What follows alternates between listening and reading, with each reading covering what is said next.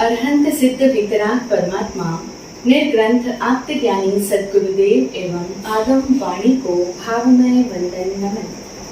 समस्त भव्य आत्माओं की भव्यता को प्रणाम। हम सुन रहे हैं जम्बू कुमार का चरित्र। अंतिम श्रुतकेवली जम्बू स्वामी जो सुधर्मा स्वामी के शिष्य रहे हैं, वे दीक्षा से पूर्व किस तरह का जीवन को जीते हैं और उनका विवाह होता है और विवाह की रात्रि में उनके यहाँ पर प्रभु चोर चोरी करने आता है, जिसको कि वो अनेक उदाहरणों के माध्यम से समझाते हैं कि क्यों वे दीक्षा लेना चाहते हैं, क्यों वे संसार का त्याग करने के लिए इच्छुक है। जयचंद के उदाहरण को हमने पिछले एपिसोड में सुना था और तब जम्बू कुमार प्रभु से कहते हैं कि प्रभु, मैंने यह दृढ़ निश्चय कर लिया है कि मैं अब इन क्षणिक सुखों के मोह में मुक्त नहीं होऊंगा, बल्कि सद्गुरु रूपी विद्याधर के धर्म विमान का आश्रय लूंगा और वह धर्म रूपी विमान मुझे अपने यथेच्छ स्थान अर्थात मोक्ष में पहुंचा देगा। प्रभु जम्बू कुमार की यह बात सुनकर के कहता है कि कुमार, आपसे तर्क में जीत पाना मुझ जैसे चोर के तो वश की बात नहीं है और आपका कथन भी सत्य से परिपूर्ण है, यह मैं अच्छी तरह से समझ गया हूँ। आप अपनी बात को इतनी स्पष्ट ढंग से युक्ति और उदाहरण के साथ में समझाते हो, इसीलिए अब मुझे इस बात में तो जरा भी संदेह नहीं है कि आपने जो कुछ भी कहा है वो बिल्कुल सत्य है, निस्संदेह सत्य है। लेकिन फिर भी कुमार, आप इन रोती हुई नववधुओं का कुछ तो ख्याल कीजिए। और मुझे यह भी ज्ञात हुआ है कि आपके माता पिता भी आपके इस निर्णय के कारण से बहुत ही अधीर हो रहे हैं और आपके पूरे कुटुंब में ही उदासी छाई हुई है। अतः आप एक बार पुनः विचार कीजिए। ऐसी अवस्था में मुझे तो यह कतई उचित नहीं लगता कि आप इन सभी जनों को दुखी करके, इनको इस तरह से उदासी में मग्न करके छोड़ करके चले जाएं। आप एक बार पुनः विचार कीजिए कुमार। प्रभु की यह बात सुनकर के जम्बू कुमार ने कहा, प्रभु, मैं तुम्हारी बात समझ गया हूँ और तुम जो यह माता पिता की अथवा इन 8 कन्याओं की अथवा इस कुटुंब की जो बात करते हो, उस पर भी मैंने बड़ी गहरी दृष्टि से विचार किया है, चिंतन किया है। देखो, मैंने तुम्हें पहले कहा था ना कि हम सब का जीवात्मा अनादि काल से इस संसार के अंदर जन्म मरण के चक्कर में पड़ा हुआ है। ऐसी अवस्था में हम में से प्रत्येक जीव का हर एक जीव के साथ में हर तरह का संबंध अनादि काल से होता आ रहा है। यानी कि हम सब जीवात्माओं के हर जीवात्मा के साथ में हर तरह का संबंध कभी न कभी किसी न किसी जन्म में तो रहा ही है। किसी कवि ने कहा है, सब जीवों के सब जीवों से सब संबंध हुए हैं, सब जीवों के सब जीवों से सब संबंध हुए हैं, लोक प्रदेश असंख्य जीवने अगणित बार छुए हैं। इसका अर्थ यह हुआ, अगर हम उदार दृष्टि से देखें, अगर वाइडर एस्पेक्ट से देखा जाए, तो चींटी से लेकर हाथी तक और नारकी से लेकर देवता तक प्रत्येक जीव हमारा संबंधी है, हमारा आत्मीय है, हमारा कुटुंबी है। फिर ऐसे में हम उन सब के साथ संबंध को छोड़ करके संसार में कुछ इन्हीं गिने लोगों के साथ ही क्यों संबंध बनाएं? क्यों ना हम अपने इस दायरे को विस्तृत करें। और अब मैं ये निश्चय कर चुका हूँ कि मैं इस संसार के अंदर प्रत्येक जीवात्मा को अपना आत्मीय स्वजन समझूंगा, यानी कि वसुधैव कुटुंबकम, जो हमारे प्राचीन ऋषि मुनि उद्घोषणा कर गए हैं कि समस्त विश्व अपना परिवार है। उसी भावना में जीऊंगा।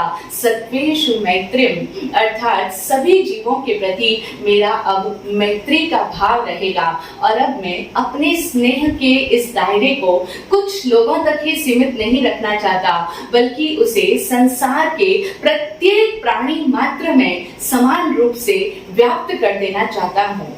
और फिर ये जो संसार के रिश्ते नाते हैं, ये तो बहुत ही क्षुद्र है और इनमें कोई भी वास्तविकता नहीं है। ये तो स्थायी भी नहीं है, इनमें परमानेंस भी नहीं है। इनको बनने और बिगड़ने में क्षण भर भी नहीं लगती, जरा भी देर नहीं लगती है। किसी कवि ने तो बड़े स्पष्ट शब्दों में बताया है और बहुत ही सत्य कथन किया है। वे कहते हैं, एक जन्म की पुत्री मरकर है पत्नी बन जाती, एक जन्म की पुत्री मरकर है पत्नी बन जाती, फिर आगामी भव में माता बनकर पैर पुजाती। पिता पुत्र के रूप जन्मता, पिता पुत्र के रूप जन्मता, वैरी बनता भाई, पुत्र त्याग कर देह कभी बन जाता सगा जमाई। यानी कि इस संसार के अंदर हम सभी के जो रिश्ते नाते हैं ये परमानेंट नहीं है। ये किसी जन्म में तो हमारे कोई जो आज माता है वह किसी जन्म में हमारी पत्नी रही है, किसी जन्म में हमारी पुत्री रही है, और इसी तरह से जो आज हमारे पिता है हो सकता है वो कभी हमारे पुत्र के रूप में रहे हो सकता है आज जो हमारा भाई है वो कभी हमारा बहुत गहरा जानी दुश्मन रहा हो। इस तरह से हर जीव के ये जो संबंध है, ये रिश्ते नाते हैं, ये बहुत ही अस्थिर है और बहुत ही असार है। इस संसार के ये रिश्ते नाते की असारता को ऋषि मुनि सदैव से समझाते चले आए हैं, और ये जो यहाँ पर बात की गई है ये तो जन्मांतर की अपेक्षा से की गई है, लेकिन देखा जाए तो एक जन्म में भी एक जीव के 18 नाते बन जाते हैं। इसीलिए हम संसारिक इन रिश्ते नातों की असारता को समझें, और ऋषि मुनि संत महात्मा गण इसी सांसारिक रिश्ते नातों की असारता को समझकर इनसे उपरत होकर के विरक्ति की दिशा में आगे बढ़ते हैं, क्योंकि इनमें कोई सार नहीं है और ना ही कोई वास्तविकता है। हम जिनको इतना सत्य समझते हैं लेकिन वह हकीकत में सत्य नहीं है, वह तो अस्थिर है, नाशवान है और असार है। प्रभु यह सुनकर पूछने लगा कि एक ही जन्म में 18 नाते वो कैसे संभव है भला? तब जम्बू कुमार ने कहा कि हाँ प्रभु सुनो, इस भारतवर्ष में मथुरा नाम की नगरी बड़ी ही विख्यात है। उस मथुरा नगरी की छटा बहुत ही अद्भुत है, अपने आप में निराली है वह मथुरा नगरी, और वहाँ के निवासी बहुत ही सुखी और प्रसन्नता के साथ में अपना जीवन बिताते हैं, क्योंकि प्राचीन समय में वह मथुरा नगरी बहुत ही विशाल थी और समृद्धि से परिपूर्ण थी। वहाँ पर हर जाति के निवासी निवास करते थे और वो भी बड़े सुख और शांति के साथ में रहते थे, क्योंकि वहाँ पर व्यापार का केंद्र था। वैसे तो मथुरा नगरी की छटा अपने आप में ही अनोखी थी, लेकिन फिर भी जो अनवरत और अविरल रूप से बहती हुई यमुना नदी थी, उस यमुना नदी ने उस मथुरा के सौंदर्य में 4 चांद लगा दिए थे। इसी कारण से वह व्यापारियों के व्यापार का भी केंद्र थी। कृषकों यानी किसानों और व्यापारियों को उस नगरी में कोई भी तरह की दुविधा नहीं थी, यानी उन्हें अपने कार्य में हर तरह की सुविधा प्राप्त थी। दूर दूर के व्यापारी उस मथुरा नगरी में वाणिज्य व्यापार करने के लिए आया करते थे। ऐसी उस मथुरा नगरी के एक ओर में एक वेश्याओं का मोहल्ला था, और उस वेश्याओं के मोहल्ले में एक कुबेर सेना नाम की वेश्या रहा करती थी। अब संयोग की बात है कि एक दिन उस कुबेर सेना वेश्या के यहाँ पर संतान का जन्म हो गया। संतान का जन्म अगर किसी साधारण गृहस्थी के घर में हो तो कितना हर्षोल्लास का कारण बनता है, कितनी खुशी होती है कि घर में संतान ने जन्म लिया है। लेकिन साधारण गृहस्थ के घर हो तो वही संतान का जन्म अगर वेश्या के यहाँ पर हो रहा है तो वो उसके लिए खुशी का कारण बिल्कुल भी नहीं था, क्योंकि वेश्या आम जनों से अलग है, उसका धर्म, उसका कार्य सब कुछ डिफरेंट है। तो इसीलिए उस कुबेर सेना को भी संतान के जन्म से कोई खुशी नहीं हुई, और फिर संतान भी हुई तो एक नहीं दो एक साथ में, यानी कि कुबेर सेना के यहाँ पर युगल संतान ने जन्म लिया। ट्विंस हुए, एक लड़का और एक लड़की। कुबेर सेना अपनी उन दोनों संतानों को देख करके सोचने लगी कि इन संतानों का पालन पोषण करना तो मेरे लिए बड़ी झंझट की बात है, क्योंकि मेरा तो काम ही ऐसा है, और इन संतानों के कारण से मुझे अपने राग रंग में बाधा होगी, और फिर लोग भी मुझे संतानवती समझकर मेरी उपेक्षा करने लग जाएंगे। मेरे इस व्यापार में, मेरे इस धंधे में बहुत दिक्कत आएगी। इसीलिए कोई भी उपाय करके मुझे इनसे छुटकारा पाना ही उचित रहेगा। उसने अपनी उन दोनों संतानों का नाम कुबेर दत्त और कुबेर दत्ता रख दिया था। अब अपने उस संतान से पिंड छुड़ाने के विचार को मूर्त रूप देते हुए कुबेर सेना ने उन दोनों को, कुबेर दत्त और कुबेर दत्ता को, दोनों बच्चों को एक काष्ठ की यानी लकड़ी की पेटी के अंदर सुरक्षित रूप से लिटा दिया और उनको, उनका जो कुबेर दत्त और कुबेर दत्ता नाम था उसको उनके शरीर के ऊपर कहीं अंकित करवा दिया और सुरक्षित रूप से उस काष्ठ की पेटी में दोनों को लिटा करके उसे यमुना नदी की धारा के अंदर प्रवाहित कर दिया। यानी उसने उन बच्चों से अपना पिंड छुड़वा लिया। अब यमुना की छाती पर तैरती तैरती वह काष्ठ की पेटी उन दोनों बच्चों को अपने भीतर समाये हुए सौरीपुर नगरी पर पहुंच गई।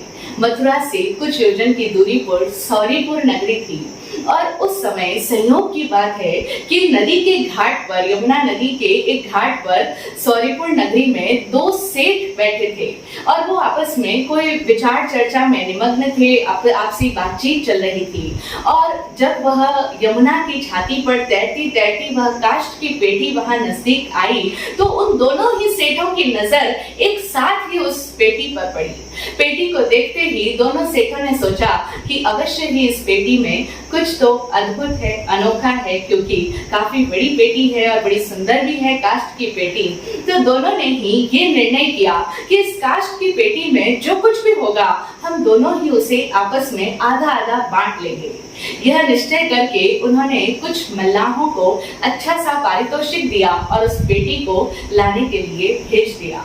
मल्लाह उस पेटी को उनके पास में लेकर आए और पेटी को ज्यों ही उन्होंने खोला और पेटी को देखते ही अब उनकी आंखें विस्मय से फटी की फटी रह गई। जितना वो बेसब्री से इंतजार कर रहे थे कि कब पेटी उनके पास में आए, शायद वो अपेक्षा कर रहे थे कि उस पेटी में कोई अमूल्य या बहुमूल्य वस्तु इत्यादि कोई धन माल मिलेगा, लेकिन ऐसा तो कुछ भी नहीं था। जैसे ही पेटी को खोला और उसमें दो नवजात बालकों को देखा तो उन दोनों को देखते ही उन्हें आश्चर्यचकित होना स्वाभाविक सी बात थी, क्योंकि उन्होंने निर्णय किया हुआ था कि इस पेटी में जो कुछ भी मिलेगा हम दोनों उसे आधा आधा बांट लेंगे। लेकिन अब बच्चों को देख करके उनके मन में ये ख्याल आया कि न जाने ये बच्चे किस जाति के, किस वर्ण के होंगे, ऐसे में हमें इन्हें ग्रहण करना चाहिए या नहीं करना चाहिए। जैसा कि हम लोग जानते हैं, प्राचीन भारत के अंदर जाति प्रथा अपने पूरे जोरों पर थी। तो हर व्यक्ति को उसकी जाति से ही देखा जाता था कि उसकी जाति क्या है, उसका वर्ण क्या है, वह किस कुल से संबंध रखता है। तो दोनों सेठों ने भी अब सोचा कि न जाने ये बच्चे किस जाति के होंगे, किस वर्ण के होंगे। लेकिन फिर उनके भीतर मानवीयता और दया की भावना ने जोर मारा और उन्होंने उन बच्चों को ग्रहण करने का निश्चय कर लिया, क्योंकि वे सोचने लगे कि इन बालकों के, इन नवजात बालकों के जन्म का विचार करना बिल्कुल ही मूर्खता की बात है, क्योंकि यह तो साफ ही दिखाई दे रहा है कि ये अभी अभी जन्मे हुए बच्चे हैं, थोड़े ही समय पहले इनका जन्म हुआ है, नवजात शिशु है ये दोनों। और इन बच्चों की अगर हम जाति के बारे में सोचें तो उसको सोचना कदापि योग्य नहीं है, क्योंकि साफ दिखाई देता है कि ये बच्चे मनुष्य जाति के हैं और भी कहो तो पंचेंद्र जाति के हैं। तो बाकी की अगर जातियों की बात करें तो वह तो हम मानव के समाज के द्वारा बनाई गई है और उनमें कोई तरह की सच्चाई नहीं है। यानी ये जितनी भी जातियां हम देखते हैं ये सब तो मानव समाज के द्वारा ही तो बनाई गई है और उनमें जरा भी सच्चाई नहीं है। तो इसीलिए इनकी जाति के बारे में सोचना व्यर्थ होगा। और फिर रही वर्ण की बात, यानी ये किस वर्ण से संबंध रखते हैं, तो उसके बारे में भी अभी कुछ भी तय नहीं किया जा सकता, क्योंकि वर्ण तो आजीविका के आधार पर तय किया जाता है। यानी एक व्यक्ति किस तरह की आजीविका अपनाता है उससे उसका वर्ण निर्धारित किया जाता है कि वह अगर रक्षा की भूमिका में है, रक्षक है, तो वह क्षत्रिय है, अथवा वह ज्ञान दान करने वाला है, शिक्षा का प्रचार प्रसार करने वाला है तो वह ब्राह्मण होगा। यदि वह वाणिज्य व्यापार करके लोगों का, समाज का भला करता है तो वह वणिक है, वैश्य है, और यदि वह सेवा कार्य में रत है तो वह शूद्र है। तो ये वर्ण जो है ये तो अपनी अपनी आजीविका के आधार पर उनका विभाजन किया गया है और अभी ये तो बालक है, अभी इनकी आजीविका का कोई प्रश्न ही नहीं उठता है। इसीलिए वर्ण के बारे में भी सोचना योग्य नहीं है, उपयुक्त नहीं है। जब ये फल पुष्कर बड़े होंगे और कोई भी तरह की आजीविका अपनाएंगे तब इनका वर्ण डिसाइड होगा। तो इसीलिए जाति और वर्ण के बारे में सोचना अभी कतई भी आवश्यक नहीं है। और फिर मैं सोचने लगी कि संभवतः इन दोनों बालकों का जन्म किसी के अनुचित संबंध के कारण से हुआ होगा। अगर ऐसा नहीं होता तो इन बच्चों की ऐसी दुर्गति नहीं हुई होती। जो भी हो, इसमें बच्चों की तो कोई गलती नहीं है, बच्चे तो सर्वथा निर्दोष ही हैं, क्योंकि व्यभिचार करने का पाप तो व्यभिचारी को लगना चाहिए, ना कि इन बच्चों को। इसमें इन बच्चों का तो कोई दोष है नहीं, लेकिन फिर भी ये तो कहना होगा कि इन बच्चों को जन्म देने वाली माता कितनी कठोर हृदय की होगी, कितनी निष्ठुर हृदया होगी, जिसने अपने सद्यजात शिशुओं को इस तरह से यमुना की धारा के अंदर बहा दिया। यानी उसका हृदय नहीं बल्कि पत्थर होगा, कितनी क्रूर हृदया वह होगी। और यह भी है कि उसके अंदर साहस की कमी होगी, यानी वह कायर होगी, जो पाप करके उस पाप का परिणाम भोगने को तत्पर नहीं है। यानी पाप तो उसने किया है, लेकिन उसके बाद में उसका रिजल्ट भोगने की उसमें हिम्मत नहीं है, वो उसको फेस नहीं कर सकती, इतना उसमें साहस नहीं है। खैर, जो भी हो, इसमें इन बालकों का तो कोई दोष नहीं, ये बालक तो सर्वथा निर्दोष है, इनोसेंट है। इसीलिए हम इन बालकों को अपनाएंगे, इनका पालन पोषण करेंगे और इन बालकों की रक्षा करना हमारा धर्म भी है। हम देखें, हमारे जीवन में भी तो यही होता है। जब भी हमारे सामने कोई घटना आती है या कोई व्यक्ति कोई कार्य करता है और हम लोग उसके कार्य देखते हैं, तो हम लोग कितना जल्दी उसके कार्यों को देख करके मन ही मन में एक सोच बना लेते हैं कि इसने इस वजह से ये कार्य किया होगा, इसने ऐसा कहा है, यानी इसके मन में ऐसा रहा होगा, ये घटना हुई तो इसके ये रीजंस रहे होंगे, ऐसा इसलिए हुआ होगा।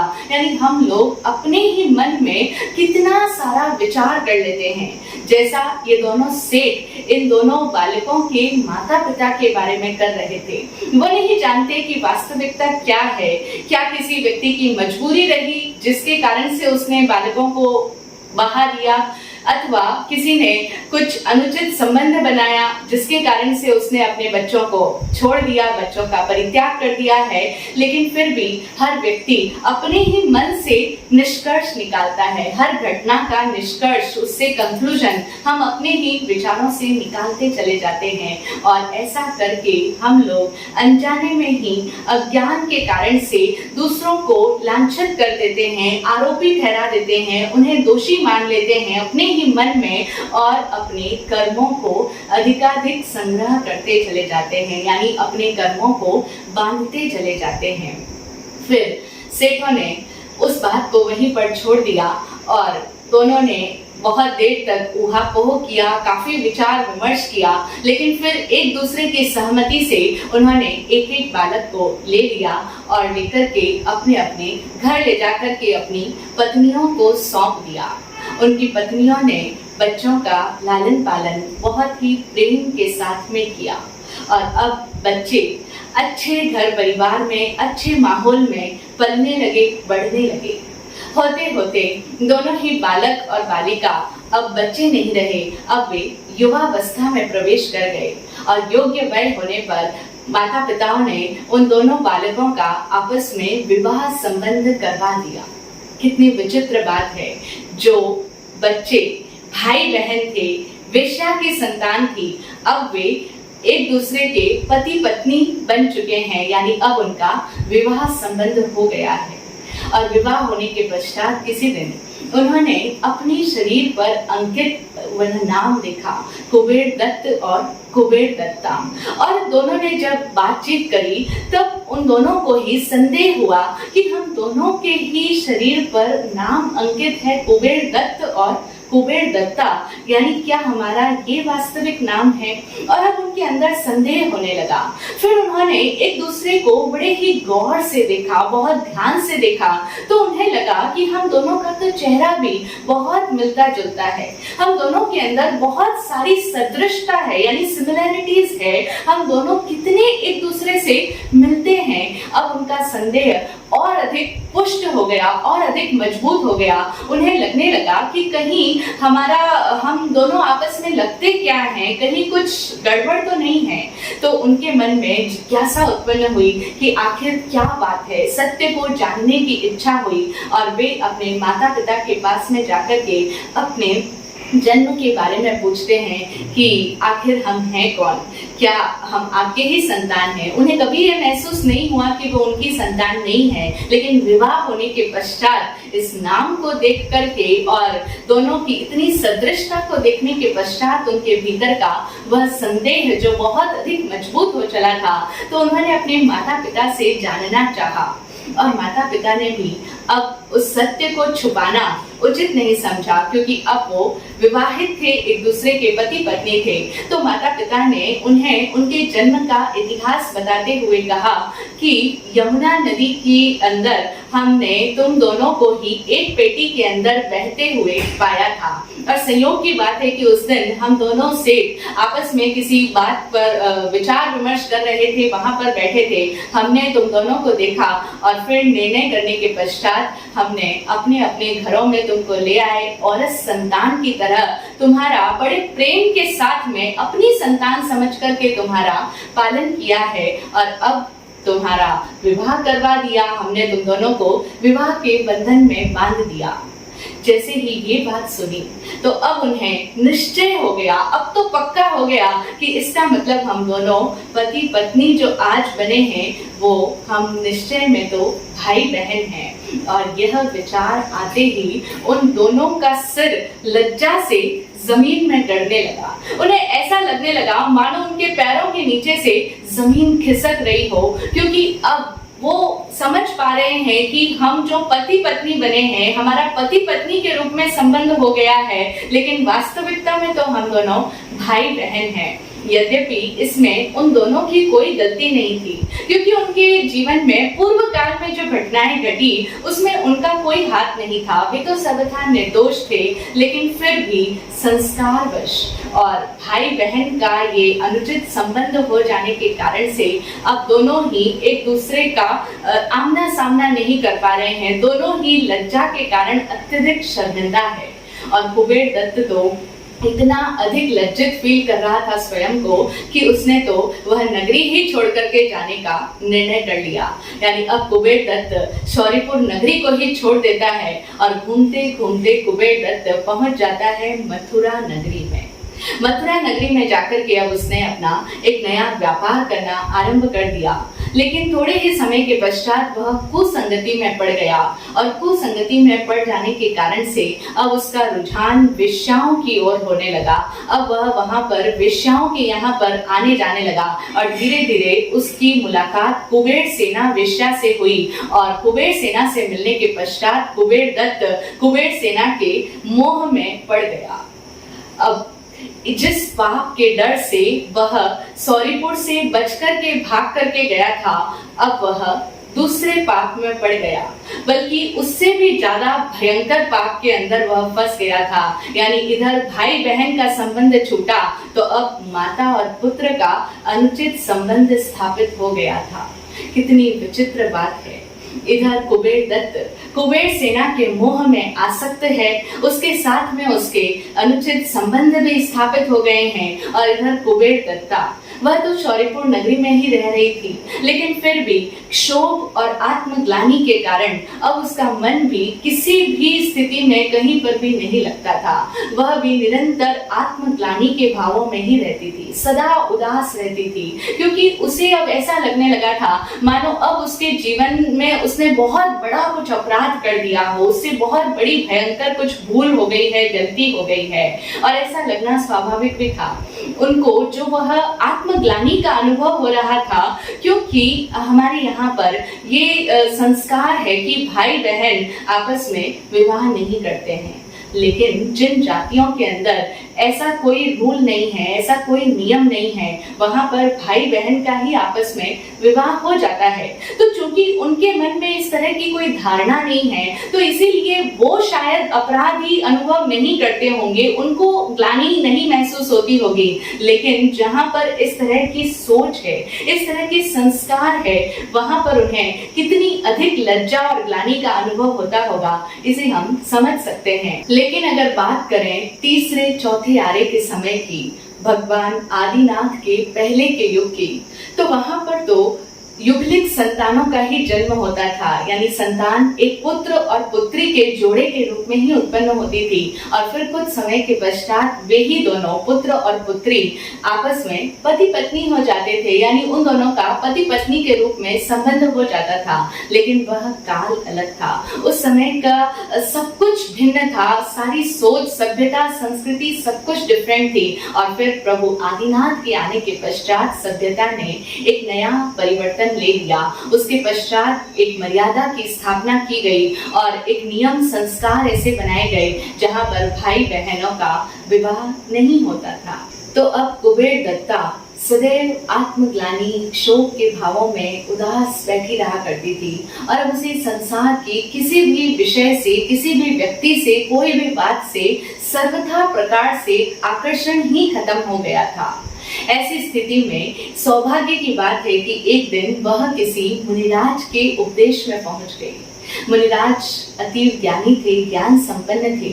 मुनिराज की ज्ञानपूर्ण वाणी को सुन करके कुबेर दत्ता को एक सांत्वना महसूस हुई, उसके दिल को बहुत शांति अनुभव हुई।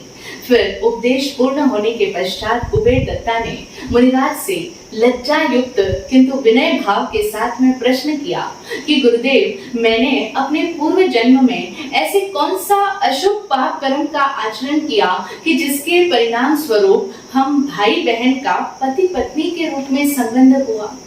मुनिराज उसकी बात को सुनकर के ज्ञान का उपयोग लगाते हैं और फिर कहते हैं कि बहन, पूर्व भव में भी तुम दोनों पति पत्नी के रूप में ही थे, लेकिन किसी मुनि की ज्ञानमयी वाणी को सुन करके तुम दोनों ने ही ब्रह्मचर्य व्रत अंगीकार कर लिया था। लेकिन तुम्हारी एक पड़ोसन थी, वह पड़ोसन दुशील प्रकृति की थी और वह अक्सर तुम्हारे यहाँ जब भी आया जाया करती तो वह तुम्हें कहती कि परलोक वगैरह कुछ नहीं होता है, इस जन्म को छोड़ करके बाकी कोई दूसरा जीवन नहीं होता है। और अगर कोई व्यक्ति इस जन्म के सुखों को छोड़ता है, प्रत्यक्ष सुखों को छोड़ता है, अप्रत्यक्ष यानी आगे किसी कल आने वाले समय के सुखों को पाने की कामना में, तो वह व्यक्ति तो बिल्कुल ही मूर्ख है। उत्तराधीन सूत्र के 5वें अध्ययन में इस तरह के लोगों की मानसिकता को दर्शित करते हुए वहां पर एक गाथा आती है जो कहती है, हथा गया इमे कामा कालिया जे अणा गया, को जानई पर लोए अथी वा पुणो। तो वह उनकी पड़ोसन उसको यानी कुबेर दत्ता के जीव को, जब वह पूर्व जन्म में थी और उन दोनों ने ब्रह्मचर्य का व्रत लिया था, प्रतिज्ञा धारण की थी, लेकिन वह बार बार उसे इस तरह से कहती कि परलोक वगैरह कुछ नहीं होता, इस जन्म के बाद अगला कोई जन्म नहीं होता है, जो कुछ है बस यही जन्म है, इसीलिए हमें इसी जन्म में सारे सुखों का भोग करना चाहिए। जितना भी हम इन पांचों इंद्रियों से सुख भोग कर सकते हैं उतना इंद्रियों का भोग हमें कर लेना चाहिए, क्योंकि कौन जानता है जो आज हमें सुख मिले हैं वो कल होंगे या नहीं होंगे। और आज के सुखों को छोड़ना किसी आने वाले कल के सुखों को पाने की अभिलाषा में, तो यह तो एक तरह की मूढ़ता की बात है। कोई नहीं जानता कि अगला जन्म होगा या नहीं होगा, परलोक से कोई वापस बताने के लिए कभी आया नहीं है।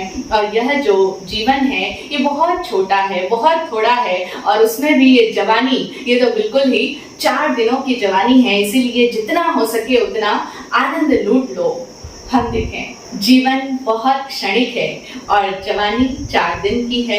ये बात कथन तो सर्वथा सत्य है, लेकिन इस बात का उपयोग कौन किस तरह से करता है।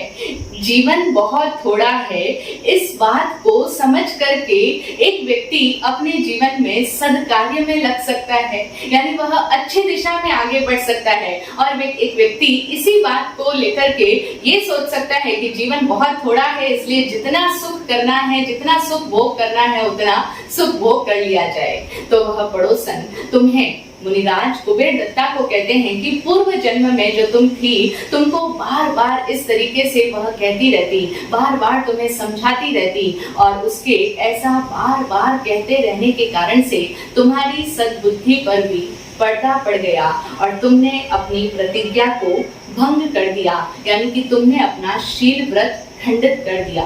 उसी पाप का परिणाम ऐसा हुआ कि वह जो पड़ोसन थी वह मथुरा में कुबेर सेना वेश्या के रूप में हुई है, और उस पाप का परिपाक ऐसा हुआ कि तुम दोनों उसी के यहाँ पर, उसी के कुक्षी में पुत्र और पुत्री के रूप में तुमने जन्म लिया। भाई बहन होने के पश्चात भी तुम्हें उस पूर्व में की गई प्रतिज्ञा भंग के पाप के फल स्वरूप पति पत्नी के रूप में संबंध भोगना पड़ा। मुनिराज के मुख से अपना यह पूर्व जन्म सुन करके कुबेर दत्ता की आंखें खुली की खुली रह गई। अब उसे ज्ञान हुआ कि अच्छा, संसार का स्वरूप ऐसा है। आगे मुनिराज ने उसे फिर समझाया कि बहन, हमें कभी भी जीवन में ली हुई प्रतिज्ञा को भंग नहीं करना चाहिए। जब हम कोई भी तरह की प्रतिज्ञा लेते हैं, नियम करते हैं, संकल्पित होते हैं, तब उससे पहले हमें बहुत अच्छी तरह से सोच विचार कर लेना चाहिए, लेकिन ली हुई प्रतिज्ञा के पश्चात उस प्रतिज्ञा को कभी भी तोड़ना नहीं चाहिए। वह एक बहुत बड़ा पाप होता है, अतिचार हो जाता है, अनाचार हो जाता है, और फिर इस जन्म में उस पाप का परिणाम तो तुमने खुद ही देख लिया है, भोग लिया है। लेकिन अब जो कुछ पहले घटित हो चुका, उस पहले घटे हुए को अब अघट तो नहीं किया जा सकता है, लेकिन फिर भी उस भूतकाल में हुई भूलों को अब शुद्ध करवाया जा सकता है, यानी उसको परिमार्जित किया जा सकता है, उसका शुद्धिकरण किया जा सकता है, और वर्तमान समय को सुधार करके हम अपने आगे आने वाले भविष्य को संवार सकते हैं। इस जिन शासन में, जिन वचनों में, अरहंत भगवान की वाणी में हमें वह रास्ता दिखाया गया है कि कैसे हम अपनी अतीत में हुए सारे पाप दोषों का शुद्धिकरण करके उनको अपनी आत्मा से अलग हटा करके, विसर्जित करके, अपने वर्तमान को संवार करके अपने भविष्य को समुज्वल बना सकें। और इसी में एक विवेकी व्यक्ति को यही कार्य करना चाहिए, यही उसके आत्म कल्याण का मार्ग है। मुनिराज की यह अनमोल ज्ञानमयी देशना सुन करके कुबेर दत्ता को अब सच्ची समझ प्राप्त हो गई। उसके ज्ञान चक्षु भी खुल गए और अब उसे संसार से सच में ही विरक्ति हो गई। पहले तो वह आत्मग्लानि के कारण से उदासीन रहती थी, उसे संसार से आकर्षण तो पहले ही खत्म हो चुका था, लेकिन अब उसे सच्चे मायने में संसार की इस असारता को, इस निस्सारता को देख करके विरक्ति हो गई थी। और चाहे जैसा भी निमित्त रहा हो, निमित्त तो वह घटना बनी थी। मुनिराज के ज्ञान से उसे अपने पूर्व जन्म का पता चला था, और इस जन्म में भी जो भाई बहन का पति पत्नी के रूप में संबंध हुआ था, तो ये सारी उसके जीवन की घटनाएं निमित्त बनी थी। लेकिन निमित्त चाहे जैसा भी रहा हो, उस निमित्त के कारण से किसी भी व्यक्ति को समझ कभी भी प्राप्त हो सकती है। अनेकों कारण हैं जिनके कारण से एक व्यक्ति के भीतर वैराग्य का भाव जग जाए और वह दीक्षा लेने का निर्णय कर ले। तो कुबेर दत्ता भी अब सच्चे मायने में संसार से विरक्त हो गई और उसने मुनिराज से दीक्षा ग्रहण करने की अनुमति मांगी। मुनिराज ने कहा कि बहन, यदि इस संसार में भव भ्रमण से बचना है और इस तरह ये जो जितना भी तुमने इस संसार का स्वरूप देखा है, समझा है, उससे अगर उपरति प्राप्त करनी है, शांति पानी है, तो आत्म कल्याण का मार्ग तो यही है। मुनिराज की अनुज्ञा प्राप्त होते ही अब कुबेर दत्ता आर्या कुबेर दत्ता हो गई, यानी अब वह साध्वी हो गई है। अब उसने अपनी पुरानी जो इस जीवन में जो भी भूल हुई थी, उन सारी भूलों का परिमार्जन कर दिया, उनका शुद्धिकरण कर दिया। आलोचना, प्रतिक्रमण, निरीक्षण, गर्हा, अपाणम, बोसिरामी की साधना करके अब वह अपने अतीत के सारे ही दोषों से मुक्त हो गई और उसके पश्चात वर्तमान में वह विविध प्रकार से अपनी आत्मा को आत्मशुद्धि के मार्ग पर लगाती है, अनेक तरह की उत्कृष्ट तपस्या करती है, शास्त्र का स्वाध्याय करती है, निरंतर ध्यान में लीन रहती है और इतनी उत्कृष्ट तपस्या और ध्यान और स्वाध्याय का अवलंबन लेने से यानी निरंतर उसी में रत रहने से आत्मशुद्धि के मार्ग पर सतत आगे बढ़ते रहने के कारण से कुबेर दत्ता को अवधि ज्ञानावरण कर्म का क्षयोपशम हुआ और अब उसे अवधि ज्ञान की प्राप्ति हो गई। 5 ज्ञानों में मति ज्ञान और श्रुत ज्ञान के पश्चात तीसरे नंबर का ज्ञान है अवधि ज्ञान। और अवधि ज्ञान का मतलब होता है कि जो ज्ञान इंद्रियों और मन की सहायता के बिना आत्मा से होता है, लेकिन वह रूपी पदार्थों को कुछ मर्यादित दृष्टि तक ही देखता और जानता है, उसको अवधि ज्ञान कहते हैं। तो अब कुबेर दत्ता आर्या को अवधि ज्ञान की प्राप्ति हो गई है और अवधि ज्ञान में वह अब क्षेत्र और काल की सीमाओं से परे भी बहुत कुछ जान सक रही है, बहुत कुछ देख पा रही है। यानी हमारा अभी जो ज्ञान है वह इन 5 इंद्रियों के सापेक्ष है। जितना हमें अपनी आंखों से दिखाई देता है उतना हम देख सकते हैं। अगर हमारी विजन के आगे एक दीवार आ जाती है तो हम उस दीवार के पार नहीं देख पा रहे, क्योंकि हम इंद्रियों से ही देख पाएंगे और इंद्रिय के मार्ग में अगर रुकावट आ गई, बाधा आ गई तो हम नहीं देख पाएंगे। जो शब्द हमारे आसपास बोले जाएंगे और वो भी हमारी फ्रीक्वेंसी के अंदर होंगे, उन्हीं शब्दों को हम सुन पाएंगे, उसके परे के शब्दों को हम नहीं सुन पाएंगे। इंद्रियों की अपनी एक लिमिटेड दायरा है, सीमित दायरा है, उसमें ही वह जान सकती है और देख सकती है। जो गंध हमारे आसपास मौजूद होगी उसी को हमारा नाक स्मेल कर पाएगा। जो टेस्ट हमारे टेस्ट बड्स पर आएंगे उन्हीं को हम टेस्ट करेंगे और जो टच हमसे स्पर्शित होगा, जो शीत उष्ण रूखा गर्म ठंडा, ये सब जो जितने भी तरह का स्पर्श होता है वो हमसे आकर के स्पर्शित होगा, तभी तो हम उसको अनुभव कर पाएंगे। ये है हमारा 5 इंद्रियों का ज्ञान। और फिर ये इंद्रियां मन को सूचना देती है और मन उस पर चिंतन करता है, विचार करता है। तो उस मन के द्वारा इसके ऊपर जो विचार विमर्श करके जो एक निर्णय प्राप्त होता है वह मन का ज्ञान है। तो अभी हम सभी लोग इंद्रियों और मन की सहायता से ज्ञान को प्राप्त करते हैं, इसीलिए हमारा ज्ञान मति ज्ञान और श्रुत ज्ञान है। लेकिन अब विशिष्ट तपस्या से अथवा निरंतर आत्मशुद्धि के मार्ग पर रत रहने से कुबेर दत्ता आर्या को अवधि ज्ञानावरण कर्म का क्षयोपशम हुआ और उसके भीतर की आत्मा इतनी पवित्र हो गई कि अब वह इन इंद्रियों की क्षमताओं से परे भी, यानी यहाँ पर बैठे बैठे भी कहीं किसी और क्षेत्र में क्या हो रहा है अथवा किसी और काल में क्या होने वाला है उसको भी वह जान और देख सकती है। तो यह अवधि ज्ञान है, लेकिन इसकी भी अपनी मर्यादा है। यह भी अभी पूर्ण ज्ञान नहीं है। यद्यपि इंद्रिय और मन की सहायता के बिना डायरेक्ट आत्मा से हो रहा है, किंतु फिर भी सीमित है, अभी पूर्णता को प्राप्त नहीं हुआ है। पूर्ण ज्ञान तो एक है और उसका नाम है केवल ज्ञान। लेकिन कुबेर दत्ता आर्या को अवधि ज्ञान की प्राप्ति हो गई और जब अवधि ज्ञान प्रकट हुआ तो कुबेर दत्ता का ध्यान अपने भाई की ओर गया, कुबेर दत्त की ओर गया। क्यों गया उनका ध्यान कुबेर दत्त की तरफ? क्योंकि उनके मन में इसी तरह की ग्रंथि बनी हुई थी। और जिस तरह की ग्रंथि, जो बात हमारे मन की गहराई में, हमारे कहते हैं ना अंदर के अंदर वाले मन में जो बात हमारे घर की हुई होती है, उसी की ओर हमारा सारा रुझान रहता है।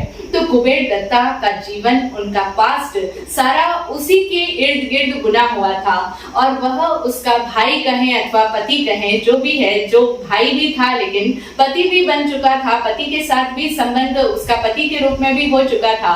तो उसका उनके साथ में सिर्फ इस जन्म का ही नहीं, उससे पूर्व के जन्म का भी संबंध रह चुका है। और कुबेर दत्ता आर्या के मन की ये ग्रंथि भी थी, ये बहुत बड़ी बात थी उनके जीवन की की एक बहुत महत्वपूर्ण विशिष्ट घटना थी, तो उनका ध्यान सहज ही अपने भाई की ओर गया। और अब अवधि ज्ञान के कारण से अब उन्हें यह दिखाई दिया कि उसका वह भाई अथवा पति कुबेर दत्त इस समय मथुरा नगरी में है, और मथुरा नगरी में वह कुबेर सेना वेश्या के मोह में आसक्त है और उसके साथ में उसके संबंध बन चुके हैं। जैसे ही कुबेर दत्ता आर्या ने देखा कि कुबेर सेना के साथ में कुबेर दत्त लगा हुआ है, तो अब चूंकि कुबेर दत्ता आर्या ने अपने ध्यान के गहन अभ्यास से अपने मन के ऊपर विजय प्राप्त कर ली थी, उनके भीतर जिस भी तरह के ये क्रोध, मान, माया, लोभ, क्षोभ इत्यादि विकारी विभावी भाव होते हैं, उन भावों को वह तटस्थ कर रही थी, उपशम कर रही थी। लेकिन फिर भी जैसे ही उसने कुबेर दत्त और कुबेर सेना को साथ में देखा, तो अब क्षण भर के लिए उनके मन में बहुत ही क्षोभ उत्पन्न हुआ। क्षोभ तो उत्पन्न होना ही था, क्योंकि उसका वह भाई अब अपनी ही माँ के साथ संबंध बना चुका है। जो उसकी माँ है वो नहीं जानता है, माँ भी नहीं जानती कि वो उसका पुत्र है, लेकिन कुबेर दत्ता आर्या उस ज्ञान की सहायता से ये जान पाती है। और अब उनके मन में एक पल भर के लिए बहुत क्षोभ उत्पन्न होता है। वो सोचती है कि ये कैसा भयंकर अनर्थ हो रहा है, और अब उनके प्राण उस अनर्थ को टालने के लिए छटपटाने लगे। अब वे सोचने लगी कि मैं कोई ऐसा उपाय करूं कि जिससे यह महान अनर्थ होता हुआ रुक जाए। उन्होंने अपनी गुरनी से आज्ञा मांगी कि मैं मथुरा नगरी की ओर विहार करना चाहती हूँ, क्योंकि उन्हें तो कैसे भी करके कुबेर दत्त को और कुबेर सेना को समझाना था, उन्हें एक दूसरे से संबंधित होने से बचाना था, उस अनर्थ को होने से रोकना था। तो इसीलिए उन्होंने मथुरा नगरी की ओर विहार करने की आज्ञा अपनी गुरुवरिया से मांगी है। उनकी गुरुवरिया ने सहज भाव से उन्हें अनुमति प्रदान कर दी, और अब कुबेर दत्ता आर्या मथुरा नगरी की ओर प्रस्थान कर जाती है। मथुरा जाने के पश्चात किस तरह से वो अपने भ्राता बनाम पति कुबेर दत्त से मिलती है, किस तरह से उन्हें समझाने का प्रयास करती है, कैसे उस महान अनर्थ को रोकती हैं, रोक पाती है या नहीं रोक पाती है, सुनते हैं उन सब को हम कथा के अगले भाग में। आज इतना ही। ओम शांति, ओम शांति।